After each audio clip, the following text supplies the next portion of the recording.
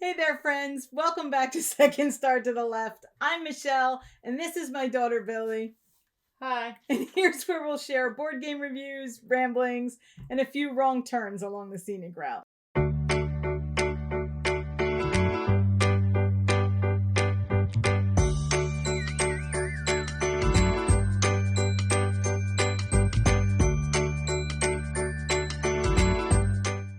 With all of the year-end list making that we did recently, we thought it might be fun to have a look at a list from a little further back. In 2019, we did the thing that all the cool kids were doing and made a little Instagram post about our top 9 board games at the time. We didn't rank them, we just threw together some pictures and listed 9. So before I show you the picture, any guesses on how many would still be in my top 9? Or in Billy's? Some of these games we still love. Some of them we've culled with Billy's permission. And some are just good games we don't play that often anymore. Because these weren't... Which one got culled? I'm not telling if you don't know. Because these weren't ranked in any particular order, we're just gonna jump right in. First up is a game that we still like, although we don't get a chance to play often because it's just better with more people, and that's Mysterium. I know that a lot of the shine is kind of worn off of this game by now, but we had some really great game nights sitting around this game, completely misinterpreting each other's clues. And one not so great time with people who really didn't enjoy it. So I think we're like a little more careful introducing this one after that. Also, Mysterium Park is just so much simpler and more streamlined, and it works better at 2 people. And we really enjoy the carnival setting. Very creepy. Super creepy, and it kind of fills the same place that Mysterium did. Maybe it's time to think about culling Mysterium? Nah. I'm not really sure. I still really like the feel of the big production, the haunted house, all the nice of that. Big screen with the stuff in it. Yeah, everything's really well done. And when you get a group that's into it, then it's really good. But we almost always play a 2-player, so this one's just quicker and a little bit better, maybe. They kind of ironed out. Can the other one even be 2-player? I think it can, but that's so much work for a 2-player game, right? This just makes more sense. Next up, we have Gloom in Space.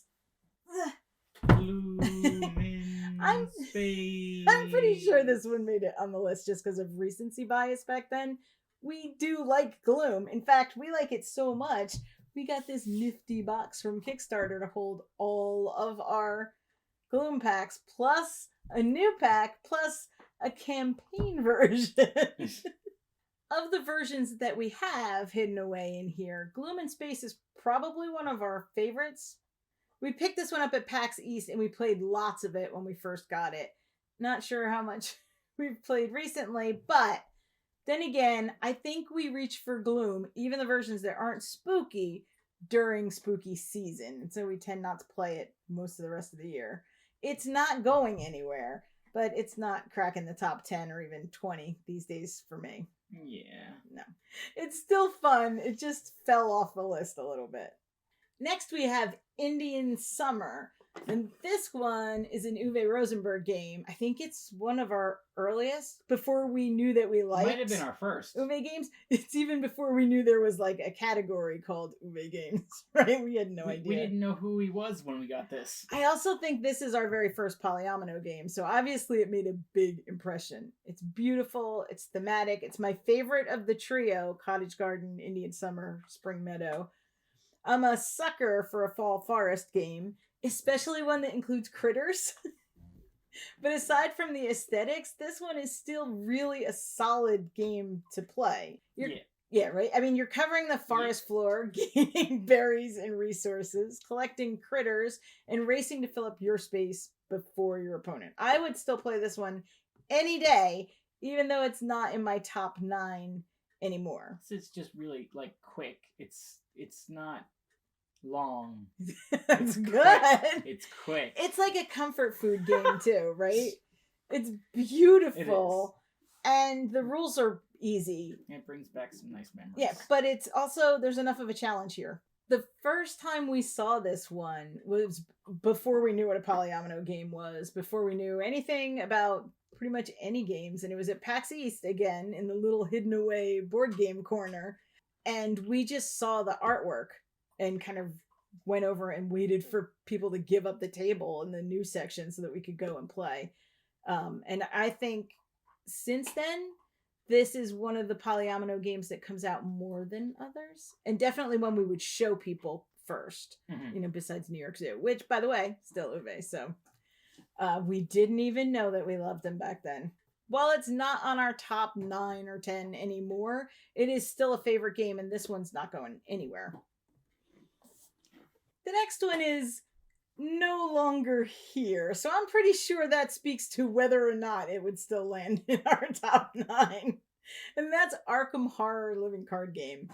This game left the collection, not necessarily because of gameplay, which was fun. No, I loved the gameplay. But honestly, for the same feel but better, I'd rather play Mansions of Madness. And the setup on Arkham Horror nearly drove me to madness, like Lovecraftian levels of insanity. It was so fiddly to set up and store that I dreaded playing it. And those little numbers on the cards were so tiny. Oh, they were so awful. And I couldn't remember where we left off, and there was no real good system of writing that down. I know there are lots of people who love this game, who spend lots of time getting expansions, organizing it. We love some Lovecraft themes. That's a lot of love. We just don't have the time for all the fiddliness. This one was actually culled with Billy's approval. One of the rare few. So you know what that means. I'm not going to spend too much time talking about the next one because we just talked about it a lot recently. And that's Evolution. And obviously, since we still talk about it, and we still play it, and it still lands at the top, it is my number 1 game on Billy's list. This is one of the only games that has held its place on the top 9 for Billy. But it's still up there on my list. But of the top 9 from 2019, spoilers, this is the only one that sticks. Is it? I think so. Well, you can't say. Do you even know what's on the rest of this list? That one.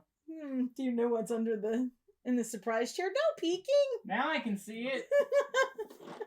The next game on the list is Hardback. This one's trickier because I always go back and forth between what I like better, paperback or hardback. They're really, really similar games. They're deck builders where the cards are letters or combinations of letters, and you're building words to help you write your novel.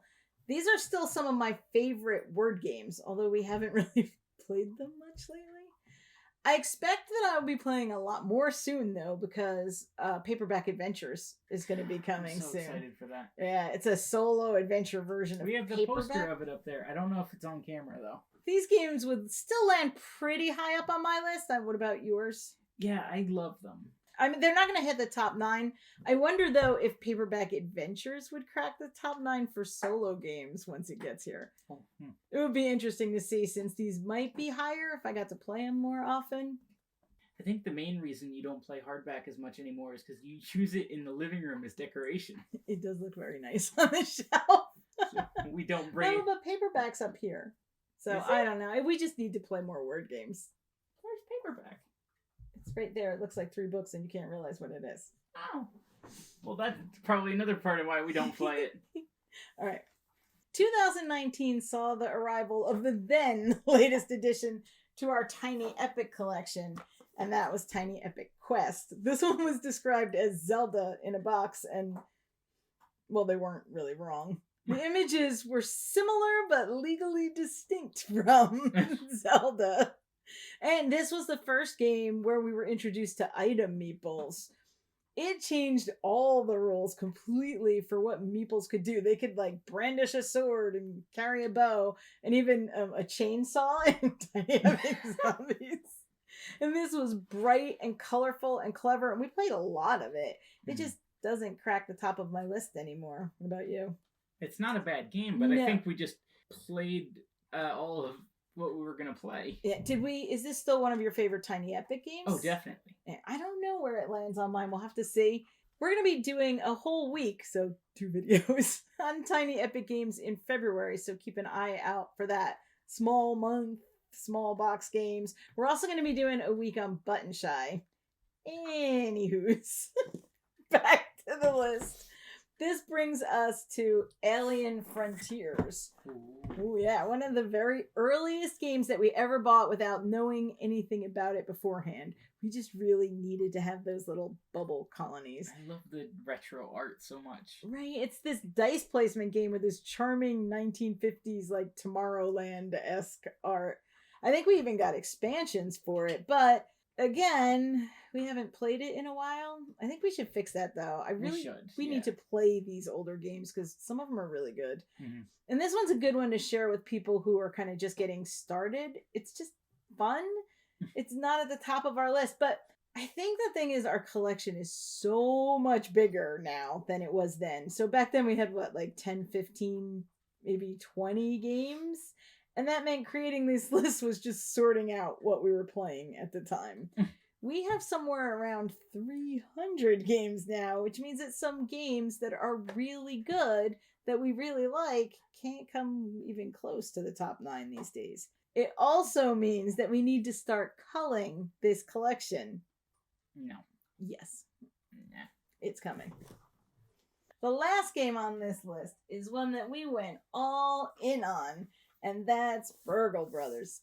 I can't get enough of this art style by Ryan Goldsberry. In fact, somewhere we have some art that he signed for us framed up here in the game room. But as far as this goes, we even added a wooden scaffold that allowed us to play all 3 floors of this game as if they were 3 floors. Because in this game, you're trying to rob a building while you're avoiding guards and trying not to get caught. There's traps, there's puzzles, the guards get faster and faster, there's safes to crack. Sometimes those safes don't have anything good in them. Once it had a yapping dog that I couldn't put down and just told all the guards where we were. This game's a co-op, which makes it different from what we usually play, and honestly, talking about this one also makes me want to play it. Mm-hmm. We don't play it that often these days, and we didn't get the second version. I think because we just liked this one, and we don't play it enough, so adding more in seemed like a bad plan. I think what happens to a lot of these older games is we like them, so we buy more stuff for them. We get expansions, or in this case, giant wooden towers, and then when it's time to play, it just seems like too much of a hassle to set it up. I think sometimes these older games, if we would have just left them alone, or maybe added just a little, we would have played them more. I think about Bottom of the Ninth, which we started with this great little box of just 1 inning of baseball, and then we added in all these managers and vendors in the stands and different lineups, and all of a sudden it just was too much to set up and sort through. Got a little out of control. It did. Star Realms, another perfect example of a nice, tight little game that we used to play all the time that got so bloated with all the things that we added to it that I don't think we ever bring it out. And the funny thing is, what I want to do now is just buy the original deck so we can travel with it, because that's good enough. I mean, I play it on the app too. But still, I think that's what happens to some of these games. And so maybe when we revisit them, we just should revisit them in their little base form, right? Because this is a really good game packed into this nice, tiny little box. With the exception of 1 or maybe 2, I wouldn't really get rid of any of these. It's just that we have so many more games now, and we're a bit better at knowing what we're going to like. Usually. And we've tried more styles, and we've learned more different mechanics, and I think the hobby's grown a lot as well. Games have gotten better. Definitely. So, have your tastes changed since 2019?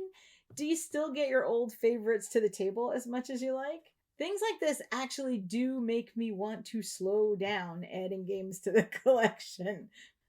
But then again, who am I kidding? 2 games came in the mail today. 2019 feels like it was a decade ago. It was at least 1, possibly 2 decades ago. It has to have been that long because we have so many more games and we are not crazy enough to have done all of that in 2 years. No. Right? Okay. No. Oh, 3 years now. Is it? Well, yeah, 3. So that's better. Spread out over 3 years. It's less insane. Thanks for watching. If you like what you see, or if you want to keep watching until we get one right, then please like, subscribe, and share. If you want to follow us elsewhere on social media, all of that information will be down below. As always, open tables, open minds, and play your shelves. bye!